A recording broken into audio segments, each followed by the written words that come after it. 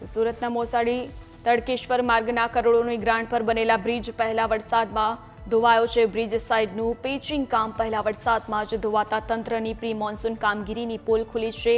Road પર તિરાડો જોવા મળી રહી છે। તંત્રએ કરોડોના ખર્ચે ખાડી પર બ્રિજ બનાવ્યો હતો।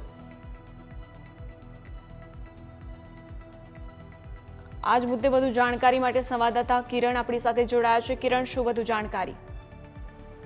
જી બિલકુલ, જે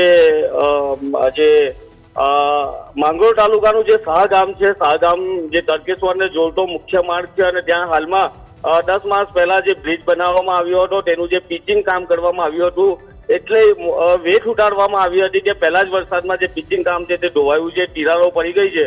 જો કોઈ લોડેડ વાહન પસાર થાય, સરકારી બસોને પસાર થતું હોય છે તો એ પણ પલટી મારી જાય એવી કન્ડિશન રસ્તો ધોવાયો છે।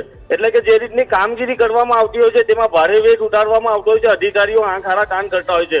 માર્ગ અને મકાન વિભાગના અધિકારીઓ પર અગાઉ પણ સવાલ ઉઠ્યા હતા, કારણ કે ઉમરપાડાની અંદર પણ આ જ રીતે પહેલા વરસાદમાં એક બ્રિજ ધોવાયો હતો। એટલે આ જે રીતે માર્ગ અને મકાન વિભાગના અધિકારીઓ છે તે રોડ રસ્તા અને જે બ્રિજ બનાવવાની કામગીરીમાં ભારે વેગ ઉતારતા હોય છે અને આંખ આડા કાન કરતા હોય છે, તેનો સીધો ભોગ ગામના લોકો બનતા હોય છે, વાહન ચાલકો બનતા હોય છે।